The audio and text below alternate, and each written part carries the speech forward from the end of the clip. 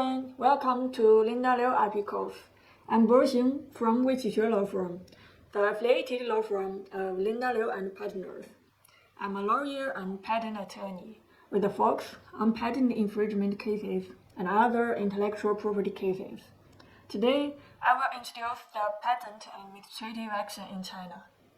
I hope this sharing would be helpful for your understanding of how the patent administrative action is working in China.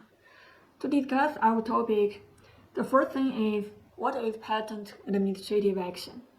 Well, it is a way to deal with patent infringement dispute using the power of administrative authority. You may know that for patent infringement, the right holder may file a lawsuit against the infringer before the court.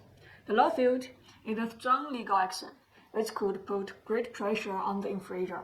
In China, for patent infringement dispute, alternatively, you may choose to file an administrative action before a local appeal office.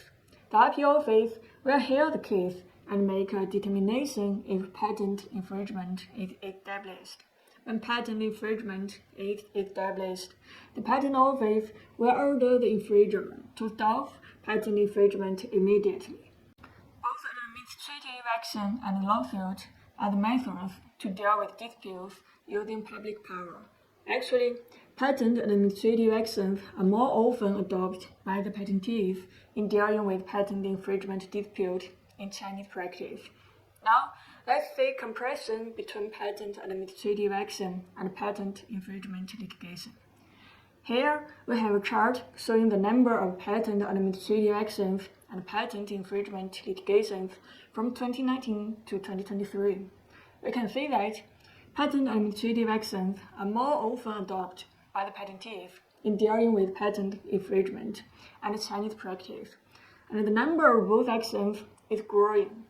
To have a clear view, let's compare patent administrative action and patent infringement litigation in these aspects. Please have a quick review, and I will introduce it briefly. For the first aspect, organization and person making the decision.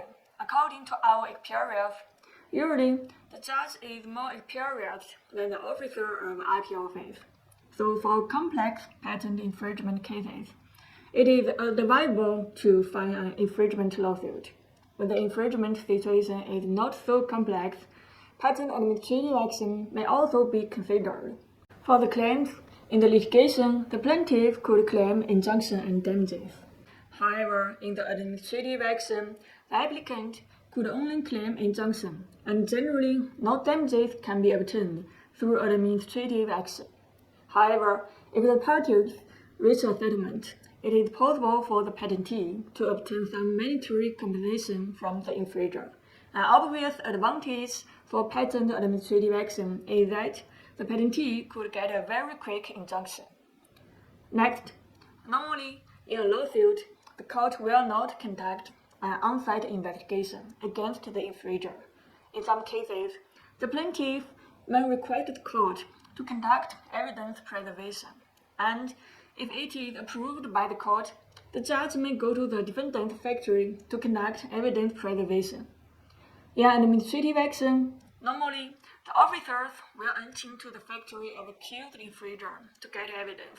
Generally, it is easier to apply for on-site investigation in administrative action than apply for evidence preservation in a patent litigation. Next, suspension.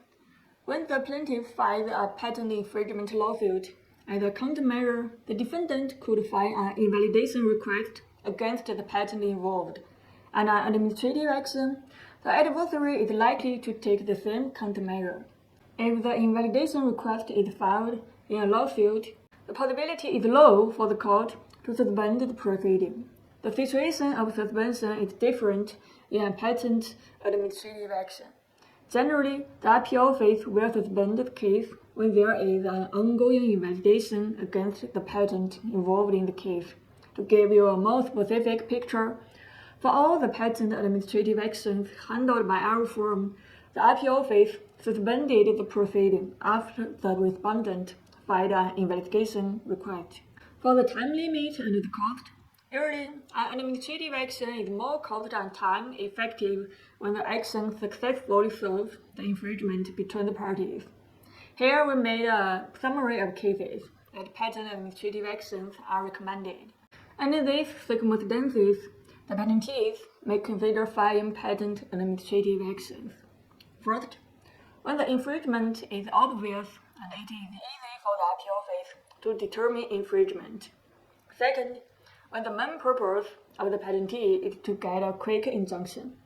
The right holder may file a civil lawsuit to claim damages after receiving a favorable decision. Third, when the suspected infringing product is a large machine or some B2B products that are difficult to be preserved as infringement evidence before filing a lawsuit. Filing a patent administrative action may be a good option for the purpose of obtaining infringement evidence. Through the on-site investigation of the appeal office, strong infringement evidence may be collected, which could be used in litigation. So that's all my sharing today. I listed the merits and demerits of the patent administrative action in this slide. If there is any patent infringement dispute in China, you may choose to file a patent administrative action or file a lawsuit based on the specific situations. Of course, we are glad to provide advice for this regard. If you have any question for this topic or the enforcement of IP right in China, you may send an email to our firm, and we are glad to provide our suggestions. Thank you for listening.